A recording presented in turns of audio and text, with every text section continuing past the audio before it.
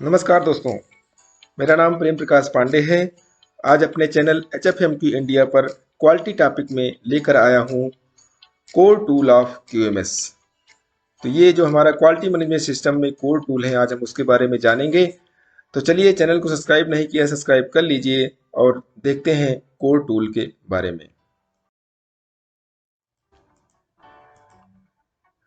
आज हम इस वीडियो में देखेंगे कि कोर टूल कितने होते हैं, कोर टूल की हिस्ट्री क्या है, कोर टूल के फुल नाम क्या क्या हैं, कोर टूल के क्या काम है और कहां पर उपयोगी हैं, कोर टूल की आवश्यकता क्यों है और कोर टूल के लाभ क्या हैं। तो ये आज हम वीडियो में अपने देखने वाले हैं। तो आइए देखते हैं।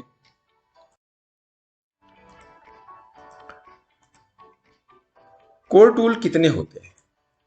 क्वालिटी मैनेजमेंट सिस्टम में कोर टूल 5 होते हैं, जिसमें पहला हमारा है APQP, दूसरा हमारा है FMEA और तीसरा हमारा है MSA और अगला हमारा चौथा है SPC और पांचवा हमारा कोर टूल है PPAP।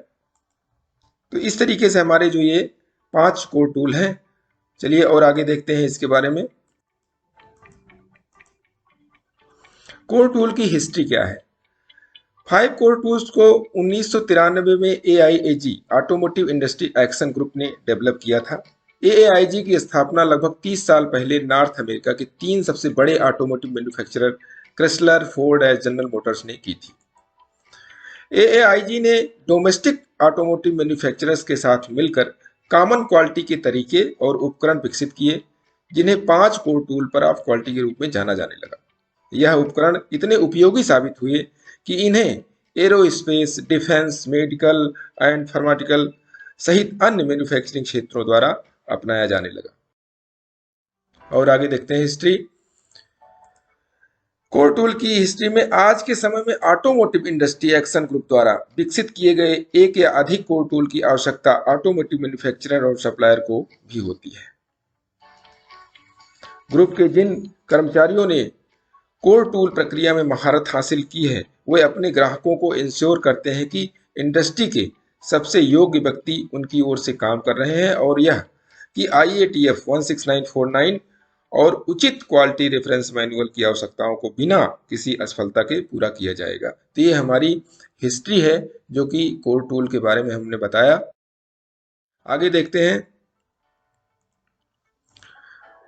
कोर टूल के फुल नाम क्या क्या है। पहला है हमारा APQP, जिसको हम बोलते हैं एडवांस प्रोडक्ट क्वालिटी प्लानिंग।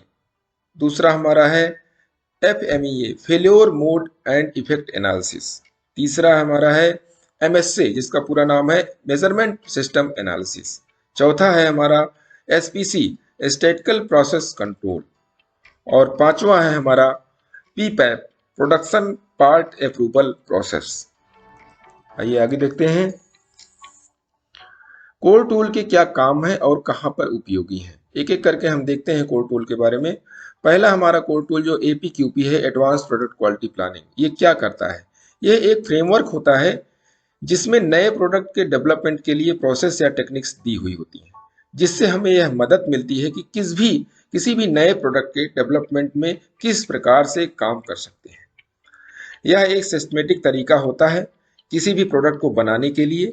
यह सुनिश्चित करता है कि हमने कस्टमर के सारे रिक्वायरमेंट को अच्छी तरीके से समझ लिया है और उसके अनुसार हम प्रोडक्ट को बनाएंगे।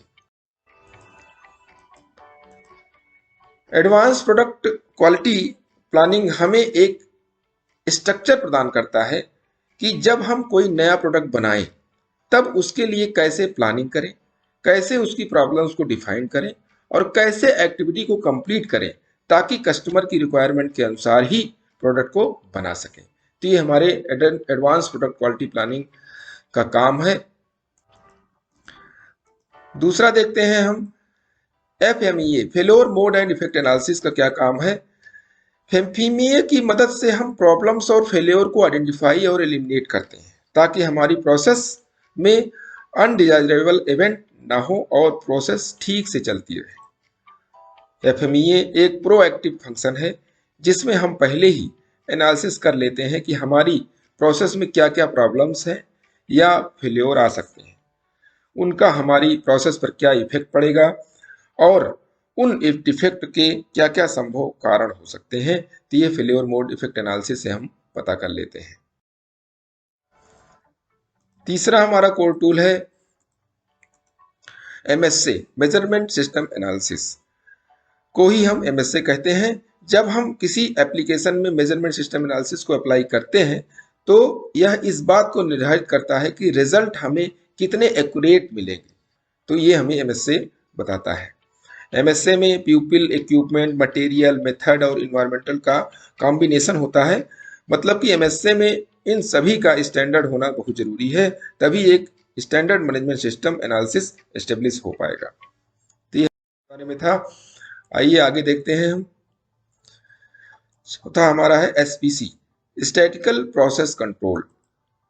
स्टैटिकल प्रोसेस कंट्रोल को हम मॉनिटर और कंट्रोल करने का साइंटिफिक विजुअल मेथड है, जिसके द्वारा हम क्वालिटी को इम्प्रूव करते हैं। इसे हम मैन्युफैक्चरिंग, सर्विस और फाइनेंशियल प्रोसेस में भी उपयोग कर सकते हैं। SPC 1920 में डॉक्टर वाल्टर ए स्वेटर ने बेल लैब में बनाया था। अभी हम इसके सेकंड वर्जन का उपयोग करते हैं, जो कि जुलाई 2005 में आया था। पांचवा कोर टूल है हमारा PPAP, product part approval process.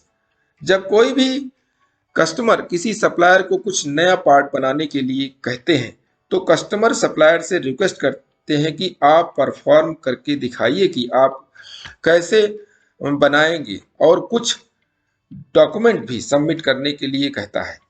इसके बाद कस्टमर उन सारे डॉक्यूमेंट को देखता है, वह ठीक है या नहीं। ठीक होते हैं तो कस्टमर प्रोडक्ट बनाने के लिए अप्रूवल दे देता है।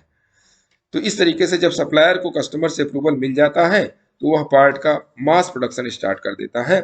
अभी हम इसका फोर्थ स्टैंडर्ड्स एडिशन का उपयोग कर रहे हैं, जो कि 2006 में आया था। यानी PPAP का जो स्टैंडर्ड है वो फोर्थ स्टैंडर्ड हम इसका यूज कर रहे हैं, एडिशन।